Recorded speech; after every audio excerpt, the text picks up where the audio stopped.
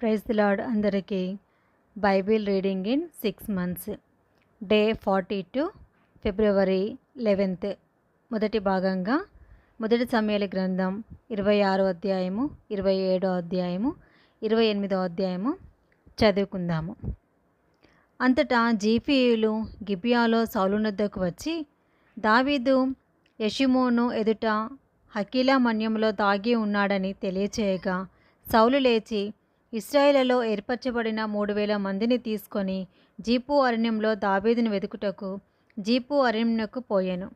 సౌలు యెషిమోను ఎదుటనున్న Hachilah మన్యమందు త్రోవ పక్కన దిగగా, దావీదు అరణ్యంలో నివసించుచుండి తన్ను పట్టుకొనవలెనని సౌలు అరణ్యమునకు వచ్చినని విని వేగుల వారిని పంపి నిశ్చయముగా సౌలు వచ్చినని తెలుసుకొనెను.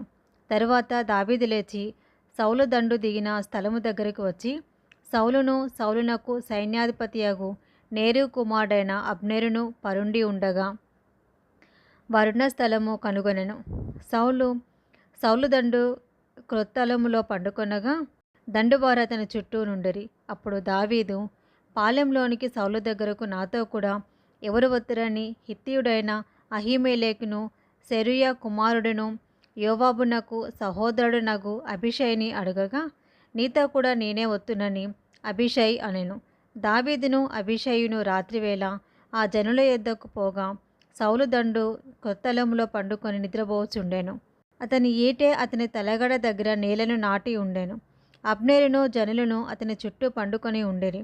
అప్పుడు అబీషై దావీదుతో, దేవుడు ఈ దినమున నీ శత్రువుని నీకు అప్పగించెను కాబట్టి నీ చిత్తమైతే ఆ ఈటతో ఒక పోటు పొడిచి నేనతనిని భూమికి నాటివేతును, ఒక దెబ్బతోనే పరిష్కారం చేతుననగా, దావీదు, నీవతన్ని చంపకూడదు. యెహోవా చేత అభిషేకము నొందిన వాడిని చంపి నిర్దోషగుట ఎవనికి సాధ్యము? యెహోవా జీవం తోడు, యెహోవాయే అతన్ని మొత్తును. అతడు అపాయం వలన చచ్చును, లేదా యుద్ధమునకు పోయి నశించును. యెహోవా చేత అభిషేకము నొందిన వాణ్ణి నేను చంపను. అలాగున నేను చేయకుండా యెహోవా నన్ను ఆపునుగాక. అయితే అతని తలగడ దగ్గరనున్న ఈటెను నీలబుడ్డుని తీసుకొని మనము వెళ్ళిపోదాం రమ్మని అబీషైతో చెప్పి, సౌలు తలగడ దగ్గరనున్న ఈటెను నీలబుడ్డుని తీసుకొని వారిద్దరూ వెళ్ళిపోయిరి. యెహోవా చేత వారికందరికీ గాఢ నిద్ర కలగగా వారిలో ఎవడనూ నిద్ర మేలుకొనలేదు, ఎవడనూ వచ్చి వారిని చూడలేదు. జరిగిన దాన్ని గుర్తుపట్టిన వాడొకడనూ లేడు. తర్వాత దావీదు అవతలకు పోయి దూరంగా నున్న కొండ మీద నిలిచి ఉభయుల మధ్యను చాలా ఎడమునుండగా జనులను నేరు కుమారుడైన అబ్నేరును వినినట్లు, అబ్నేరు, నీవు మాట్లాడవా అని కేక వేయగా, అబ్నేరు కేకలు వేసి, రాజును నిద్రలేపు, నీవెవడవని అడిగాను. అందుకు దావీదు, నీవు మగవాడవు కావా? ఇశ్రాయేలులో నీ వంటి వాడెవడు? నీకు యజమానుడగు రాజునకు నీవెందుకు కాపు కాయకపోతివి? నీకు యజమానుడగు రాజును సంహరించుటకు జనులలో ఒకడు చేరువకు వచ్చెనే. నీ ప్రవర్తన అనుకూలం కాదు. నీవు శిక్షకు పాత్రుడవే. యెహోవా చేత అభిషేకం నొందిన నీ ఏలిన వానికి నీవు రక్షకముగా ఉండలేదు. యెహోవా జీవం తోడు, నీవు మరణశిక్షకు పాత్రుడవు. రాజు యొక్క ఈట ఎక్కడ ఉన్నదో చూడుము, అతని తలగడ ఎత్తున నీలబుడ్డి ఎక్కడ ఉన్నదో చూడుము అని పలికెను. సౌలు దావీదు స్వరము ఎరిగి, దావీదు నాయనా, ఇది నీ స్వరమే కదా అని అనగా, దావీదు ఇట్లనెను, నా ఏలినవాడా, నా రాజా, నా స్వరమే. నా ఏలినవాడు తన దాసుని ఎందుకు తరుముచున్నాడు? నేనేమి చేసి తిని? నా వలన ఏ కేడు నీకు సంభవించును? రాజా, నా ఏలినవాడా, నీ దాసుని మాటలు వినుము. నా మీద పడవలెనని యెహోవా నిన్ను ప్రేరేపించినడలా నైవేద్యం చేసి ఆయనను పరచవచ్చును. అయితే నరులెవరైనా నిన్ను ప్రేరేపించినడలా వారు యెహోవా దృష్టికి శాపగ్రస్తులగుదురు. వారు, నీవు దేశమును విడిచి అన్యదేవతలను పూజించమని నాతో చెప్పి యెహోవా స్వాస్యమునకు హత్తుకొనకుండా నన్ను వెలివేయుచున్నారు. నా దేశమునకు దూరముగాను యెహోవా సన్నిధికి ఎడముగాను నేను మరణం నొందకపోవుదునుగాక. ఒకడు పర్వతముల మీద కౌజుపిట్టను తరిమినట్టు ఇశ్రాయేలు రాజువైన నీవు మిన్నెలిని వెతుకుటకై బయలుదేరి వచ్చితివి. అందుకు సౌలు, నేను పాపం చేసి తిని, ఈ దినమున నా ప్రాణము నీ దృష్టికి ప్రియముగా నుండిన దానిని బట్టి నేను నీకిక కీడు చేయను. దావీదా, నాయనా, నా యుద్ధకు తిరిగి రమ్ము. వెర్రివాడనే నేను బహుతప్పు చేసి తిననగా, దావీదు, రాజా, ఇదిగో నీ ఈటె నా యుద్ధనున్నది. పనివారిలో ఒకడు వచ్చి దాన్ని తీసుకొనవచ్చును. యెహోవా ఈ దినము నిన్ను నాకు అప్పగించినను నేను యెహోవా చేత అభిషేకము నొందిన వానిని చంపనలేకపోయినందున ఆయన నా నీతిని నా విశ్వాస్యతను చూచి నాకు ప్రతిఫలము దయచేయును. చిత్తగించుము. ఈ దినమున నీ ప్రాణము నా దృష్టికి ఘనమైనందున యెహోవా నా ప్రాణమును తన దృష్టికి ఘనముగా ఎంచి బాధలన్నిటిలో నుండి నన్ను రక్షించునుగాక అని చెప్పెను.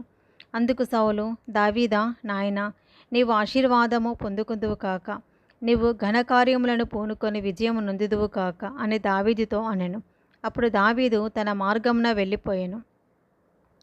సౌలును తన స్థలమునకు తిరిగి వచ్చెను. 1 సమూయేలు గ్రంథం 27వ అధ్యాయము.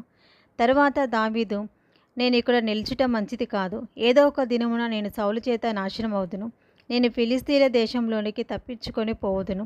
అప్పుడు సౌలు, ఇశ్రాయేలు సరిహద్దులో నున్న నన్ను వెతుకుట మానుకొనును కదా, కనుక నేను అతని చేతిలో నుండి తప్పించుకొందునని అనుకొని లేచి తన ఎద్దనున్న 600 మందితో కూడా ప్రయాణమై మాయోకు కుమారుడును గాతు రాజునైన ఆకీషునొద్దకు వచ్చెను.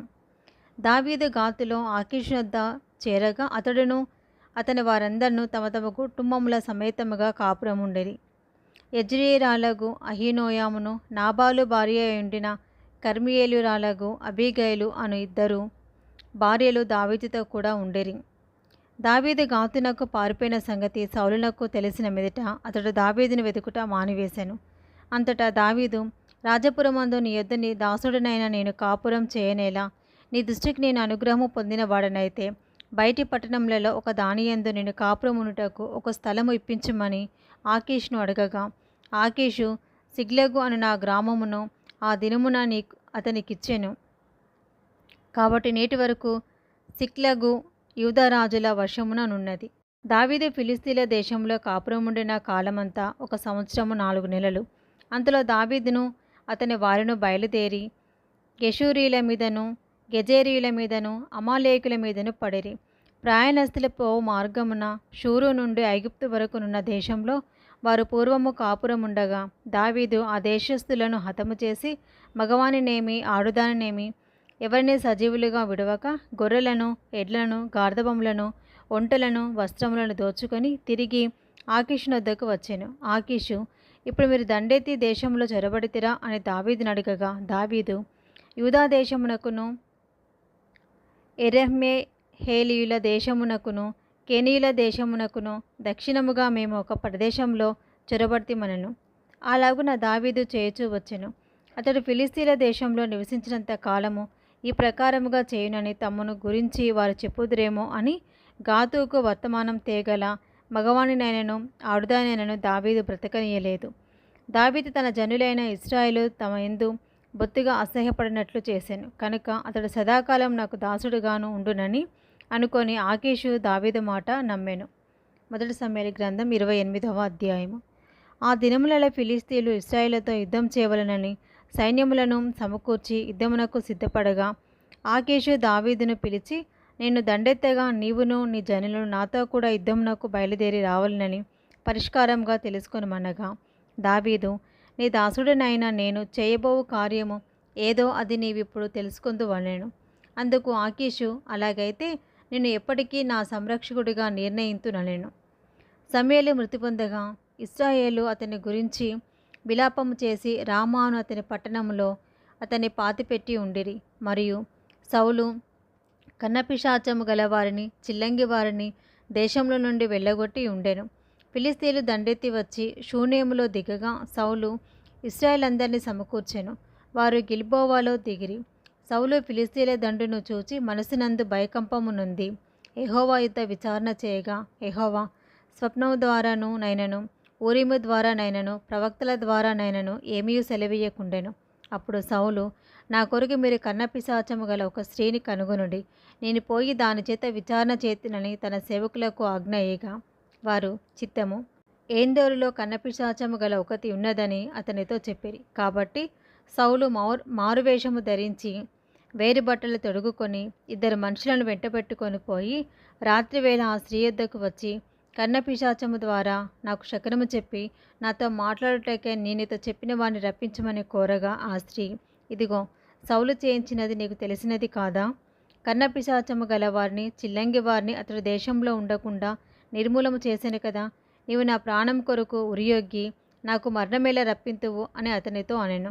అందుకు సౌలు, యెహోవా జీవం తోడు, దీనిని బట్టి నీకు శిక్ష ఎంతమాత్రమును రాదని యెహోవా నామమున ప్రమాణం చేయగా, ఆ స్త్రీ, నీతో మాట్లాడుటకే నేనెవరిని రప్పింపవలెనని అడగగా, అతడు సమూయేలును రప్పింపవలెననెను.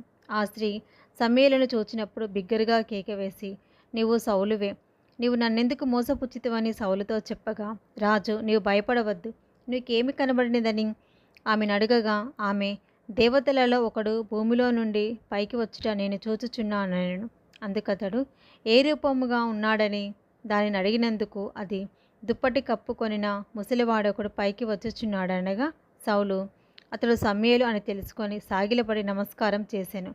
సమూయేలు, నన్ను పైకి రమ్మని నీవెందుకు తొందర పెట్టితివని సౌలును అడగగా, సౌలు, నేను బహుశ్రమలో ఉన్నాను, ఫిలిస్తీయులు నా మీదికి యుద్ధమునకు రాగా దేవుడు నన్ను ఎడబాసి ప్రవక్తల ద్వారానైనను స్వప్నముల ద్వారానైనను నాకేమీ సెలవీయక ఉన్నాడు. కాబట్టి నేను చేయవలసిన దానిని నాతో తెలియచెప్పుటకే నేను పిలిచి తిని అనెను. అందుకు సమూయేలు, యెహోవా నిన్ను ఎడబాసి నీకు పగవాడు కాగా నన్ను అడుగుట వలన ప్రయోజనమేమి? యెహోవా తన మాట తన పక్షముగానే నెరవేర్చుచున్నాడు. నా ద్వారా ఆయన సెలవిచ్చి ఉన్నట్టు నీ చేతి నుండి రాజ్యమును తీసివేసి నీ పొరుగువాడైన దావీదునకు దాన్ని ఇచ్చి ఉన్నాడు.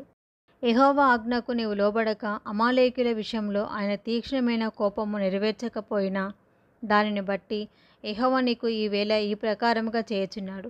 యెహోవా నిన్నును ఇశ్రాయేలులను ఫిలిస్తీయుల చేతికి అప్పగించును.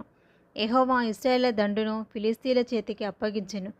రేపు నీవును నీ కుమారులను నాతో కూడా ఉందురని సౌలుతో చెప్పగా, సమూయేలు మాటలకు సౌలు బహుభయముంది వెంటనే నేలను సాష్టాంగపడి దివారాత్రం భోజనమేమి చేయక ఉండినందున బలహీనుడాయను. అప్పుడు ఆ స్త్రీ సౌలు దగ్గరకు వచ్చి అతడు బహుగా కలవరపడుట చూచి, నా ఏలినవాడా, నీ దాసినైనా నేను నీ ఆజ్ఞకు లోబడి నా ప్రాణం నా చేతిలో పెట్టుకుని నీవు నాతో సెలవిచ్చిన మాటలను విని అట్లు చేసి తిని. ఇప్పుడు నీ దాసినైనా నేను చెప్పు మాటలను ఆలకించుము. నేను నీకింత ఆహారము వడ్డించుదును. నీవు భోజనం చేసి ప్రయాణమై పోటకు బలం తెచ్చుకొనమని అతనితో చెప్పగా, అతడు ఒప్పక భోజనం చేయనలేను. అయితే అతని సేవకులు ఆ స్త్రీతో ఏకమై అతని బలవంతం చేయగా, అతడు వారు చెప్పిన మాట ఆలకించి నేల నుండి లేచి మంచం మీద కూర్చుండెను.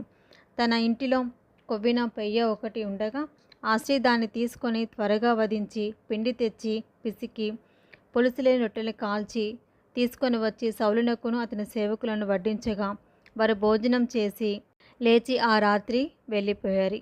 ఇది మొదటి భాగము.